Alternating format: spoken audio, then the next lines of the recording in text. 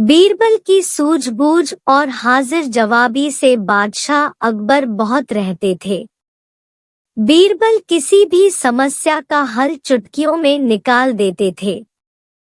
एक दिन बीरबल की चतुराई से खुश होकर बादशाह अकबर ने उन्हें इनाम देने की घोषणा कर दी। काफी समय बीत गया और बादशाह इस घोषणा के बारे में भूल गए। उधर बीरबल इनाम के इंतजार में कब से बैठे थे। बीरबल इस उलझन में थे कि वो बादशाह अकबर को इनाम की बात कैसे याद दिलाएं। एक शाम बादशाह अकबर यमुना नदी के किनारे सैर का आनंद उठा रहे थे कि उन्हें वहां एक ऊंट घूमता हुआ दिखाई दिया। ऊंट की गर्दन देख राजा ने बीरबल से पूछा, बीरबल, क्या तुम जानते हो कि ऊंट की गर्दन मुड़ी हुई क्यों होती है?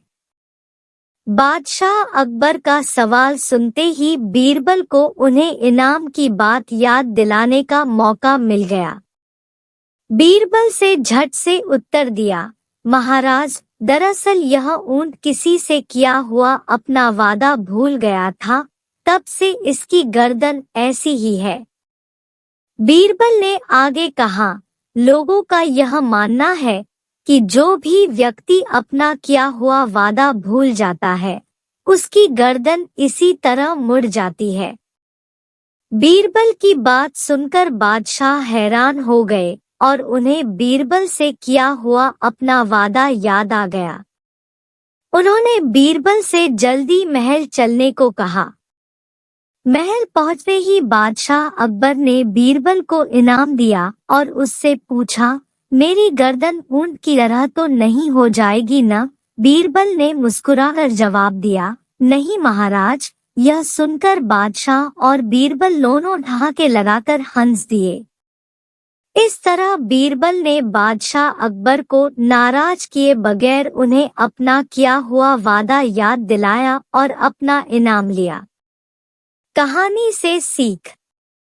इस कहानी से हमें यह सीख मिलती है कि हमें किसी से किया हुआ अपना वादा पूरा जरूर करना चाहिए। बादशाह अकबर को शिकार करना बहुत पसंद था। एक बार की बात है, बादशाह अकबर अपने सैनिकों के साथ शिकार पर निकले। शिकार करते करते वो इतने आगे चले गए कि वो अपने दल से छूट गए। उनके साथ बस कुछ ही सैनिक रह गए थे। अब शाम होने को थी और सूरज ढलने वाला था। साथ ही अकबर और उनके साथ के सैनिकों को भूख भी सताने लगी थी।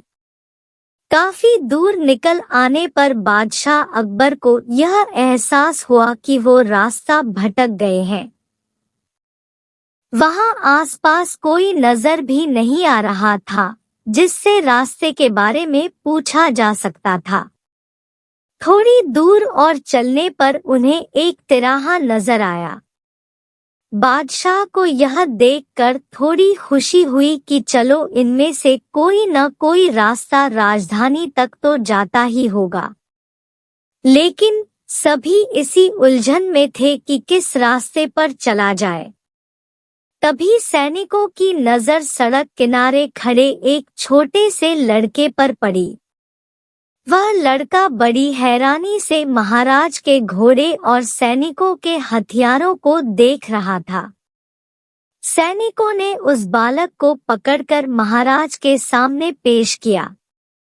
बादशाह अकबर ने लड़के से पूछा, ऐ लड़के, इनमें से कौन सा रास्ता आगरा जाता है? यह बात सुनकर वह बच्चा जोर जोर से हंसने लगा।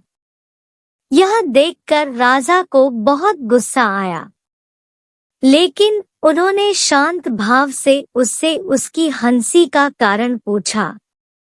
लड़के ने जवाब दिया, यह रास्ता चल नहीं सकता है, तो यह आगरा कैसे जाएगा? आगरा पहुंचने के लिए तो आपको खुद चलना पड़ेगा। महाराज उस लड़के की सूझबूझ को देखकर चकित रह गए। उन्होंने प्रसन्न होकर उस बच्चे का नाम पूछा। लड़के ने जवाब में अपना नाम महेश दास बताया। महाराज ने उसे इनाम में सोने की अंगूठी दी और दरबार में आने का न्योता दिया।